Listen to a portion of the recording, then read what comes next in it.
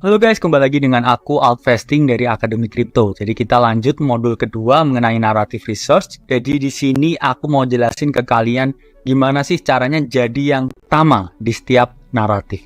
Gimana jadi yang pertama, Kak? Jadi sebelumnya aku udah jelasin ya ke kalian mengenai keuntungan menjadi yang pertama.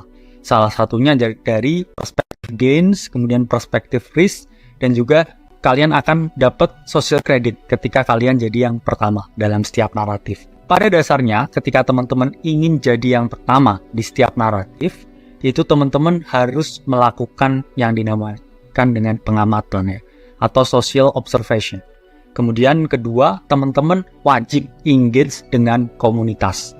Dan yang ketiga, ini opsional ya, ketika teman-teman udah 2 step di awal ini mungkin ya, teman-teman berlangganan berita eksklusif. Itu akan membantu teman-teman memperoleh berbagai informasi yang dibutuhkan untuk melakukan narrative trading.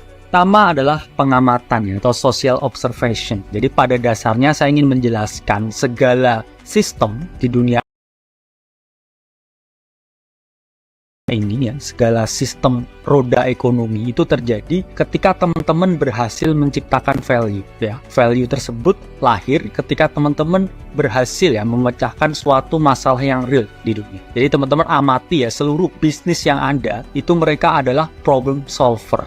Mereka menciptakan solusi akan suatu masalah. Jadi teman-teman ketika ingin melakukan pengamatan sosial ya, coba lihat ya di sekelilingmu, bisnis-bisnis di sekitarmu, apa yang mereka solve dan juga apa masalah yang dinyatakan oleh usernya. Dari situ teman-teman akan terangsang ya untuk bisa ya melakukan pengamatan atau social observation, karena ini penting sekali dalam narrative research. Ini sangat penting sekali. Ada beberapa tahapan ya teman-teman ketika teman-teman melakukan suatu social observation, yaitu pertama ya menumbuhkan empati, kedua mendefinisikan masalah, dan yang ketiga menemukan solusi.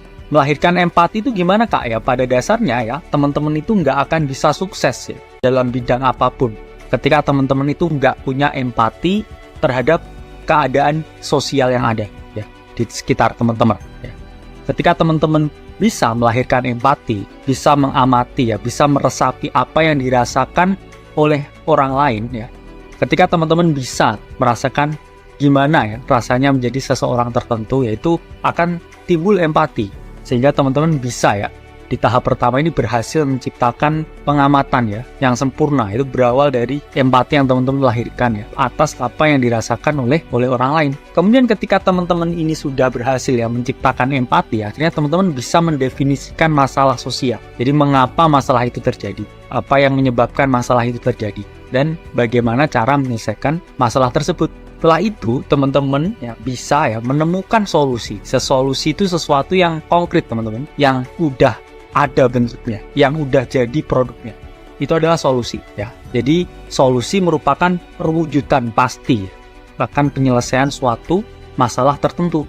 Jadi ketika teman-teman punya kegelisahan, bisa mendefinisikan ya masalahnya, tapi teman-teman nggak bisa jadi si penemu solusi. Yaitu teman-teman jangan khawatir ya, tapi teman-teman bisa berinvestasi ya pada project, pada komunitas ya atau perusahaan yang mana satu visi dengan kegelisahan teman-teman. Ya itu bisa juga ya. Jadi teman-teman bisa ya mendanai perusahaan tertentu, jadi penyalur dananya ya, penyalur tangannya, yang mana teman-teman tahu visinya dan juga teman-teman tahu perusahaan mana yang solve dan memberikan solusi kepada masyarakat. Nah ini sama ya pada dasarnya dengan berbagai project di dalam kripto. Kalau kita mau breakdown ya, misalkan dari metaverse analysis ya, atau metaverse narrative analysis. Pertama ya, itu pasti teman-teman timbul empati. Jadi karena pandemi COVID ya, kemudian kinerja perusahaan menurun sehingga banyak yang di layoff selama COVID. Teman-teman bayangkan para pekerja yang di layoff itu, mereka punya keluarga di rumah ya, punya anak ya, punya istri. Gimana kalau mereka ini nggak bisa bekerja lagi? Rasakan ya teman-teman ketika teman-teman di posisi mereka ya, baru teman-teman ya bisa mendefinisikan masalah ya, apa yang menyebabkan layoff ini. Oh ternyata layoff tersebut disebabkan ya oleh adanya suatu virus yang mana tidak memungkinkan ya bagi para pegawai untuk masuk ke kantor dan berinteraksi ya secara langsung. Sehingga ya poin dari masalah itu dapat dipecahkan ya ketika teman-teman berhasil ya menemukan sistem di mana pegawai ini bisa bertemu tanpa harus ke kantor. Barulah ya solusi ini lahir dengan sesuatu yang dinamakan metaverse, yaitu suatu platform di mana kita bisa saling bertemu ya tanpa bersentuhan fisik, tanpa bertemu langsung.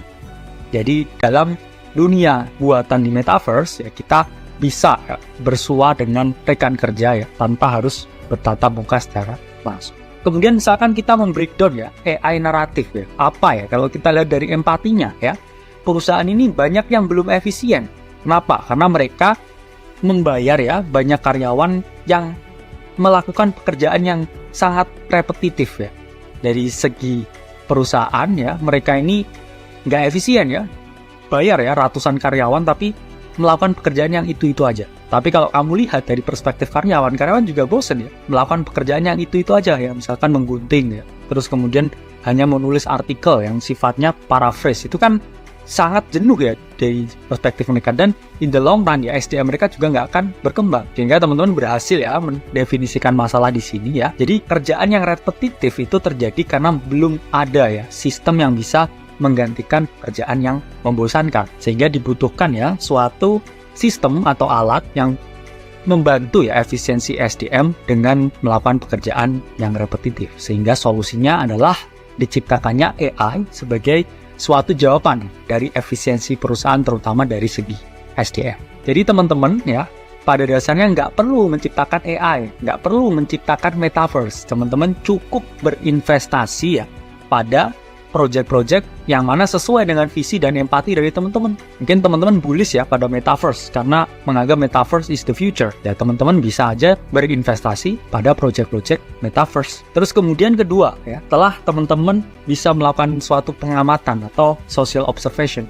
Kedua, teman-teman ini harus ya, saya bilang harus engage dengan komunitas. Karena banyak sekali teman-teman ya informasi life-changing money itu lahir dari komunitas. Karena saya sering banget ya selama bertahun-tahun ini engage dengan berbagai komunitas global. Ini sering juga ya terjadi teman-teman yang misalkan semalam ya ada yang nge-share misalkan suatu potensi masuk ke koin tertentu, yang mana ternyata ya paginya ketika teman-teman itu udah masuk semalam, itu uang puluhan juta jadi miliar. Itu sering terjadi. Saya udah sampai hampir puluhan, bahkan ratusan kali ya mendengar cerita-cerita seperti itu ya. Entah saya info secara langsung atau tidak. Itu menunjukkan ya ketika semakin sering teman-teman engage dengan komunitas ya, informasi yang teman-teman dapatkan semakin banyak. Padahal di level saya pun, saya juga masih ya haus akan informasi dari berbagai komunitas yang lain. Saya juga haus belajar ya. Jadi kita harus memiliki mindset bahwa sebanyak-banyaknya kita tahu ya, kita semakin nggak tahu. Itu juga applied di market cryptocurrency. Jadi teman-teman harus upgrade skill, harus terus ya engage dengan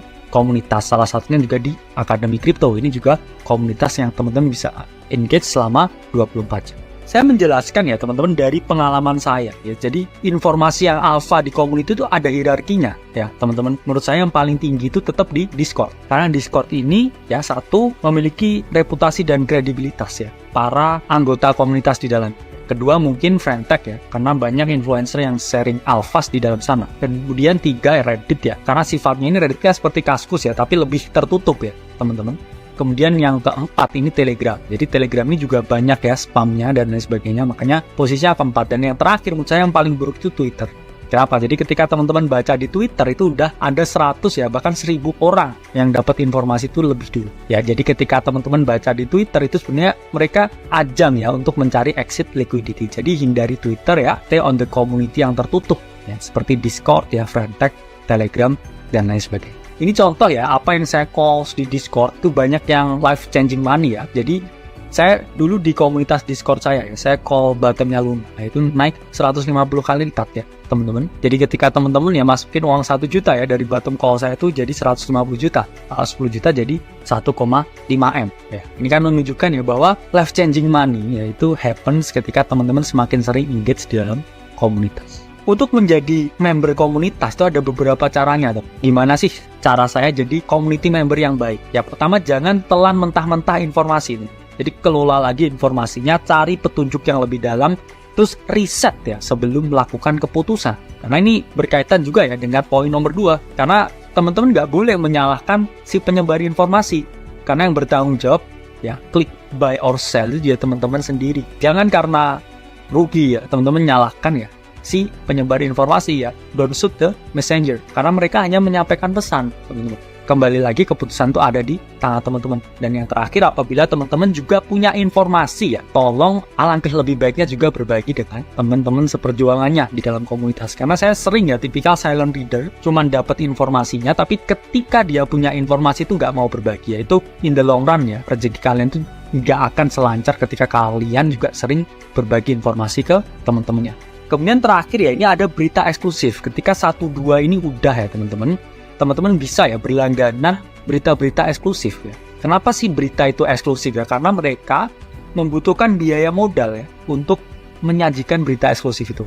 Entah itu mereka riset, entah itu mereka menghadirkan narasumber yang mahal, ataukah mungkin itu adalah berita-berita internal yang nggak mudah didapatkan, sehingga itu ada biaya modalnya, nggak diperuntukkan untuk semua orang. Makanya ada istilah, kalau produknya gratis, kamu adalah produknya. Jadi media massa yang sifatnya ini sangat global ya, sangat umum, itu kan alat ya untuk menggiring opini kalian terhadap sesuatu. Sehingga saya sarankan kamu juga beli ya berita-berita eksklusif. Bedanya apa kayak ini? Ini contoh perbedaan ya antara mainstream news dan exclusive news. Ya, CNN, CNBC, BBC ya, itu mainstream news. Tapi ya eksklusif ini The New York Times ya, Wall Street Journal ya, The Washington Post. Itu rata-rata bayar ya 500-an ribu sampai 1 juta ya, sebulan ya. Terus kalian pasti berpikir, wah apa ada yang mau langganan ya berbayar ya 500 ribu sebulan? Ternyata teman-teman salah. Datanya itu sangat banyak ya, smart money ya, orang-orang pinter yang rela ya menukarkan duit mereka untuk informasi. Karena kita ini ada di era golden age of information teman-teman. Jadi di sini ya, The New York Times ini yang bayar 7,5 juta orang. The Washington Post ya 3 juta orang setiap bulan teman-teman ya. WSJ 2,4 juta. Jadi mereka ini membeli berita karena mereka paham ya, ketika sesuatu itu gratis, kalian adalah produknya. Sehingga ketika teman-teman mencari berita eksklusif ya, lebih fokuskan pada prosesnya. Jadi apa sih yang dibahas di sini ya, bukan hasil akhirnya. Hasil akhirnya itu pengumuman dan lain sebagainya. Itu adalah berita yang itu teman-teman harus bisa ya fokus pada mengapanya ya, fokus ke prosesnya ya. Apa sih yang mereka ini sedang lakukan daripada apa yang mereka bangun. Jadi fokuslah ya ke alasannya ya, bukan ke jawabannya. Nah, ini contoh ya teman-teman, berita yang eksklusif dengan berita yang message ya. Kalau eksklusif apa? Ya ini misalkan di tahun ya 2019 di sini Singapura ya ini telah mewajibkan pajak untuk metaverse. Karena ternyata ya ada lebih dari 100 perusahaan metaverse yang bergerak di Singapura. Padahal ini 2019. Kemudian berita di Meta keluar ya 2021 ya Oktober ini menjelaskan kalau Facebook rebranding ke Meta. Ini kan ada selisih ya 1-2 tahun teman. Dari berita yang eksklusif dengan berita yang gratis. Sehingga teman-teman harus menerapkan ya ketiga hal tersebut ketika teman-teman ingin jago ya dalam naratif trading. Saya Alvesting dari Akademi Kripto. Sampai berjumpa di video selanjutnya.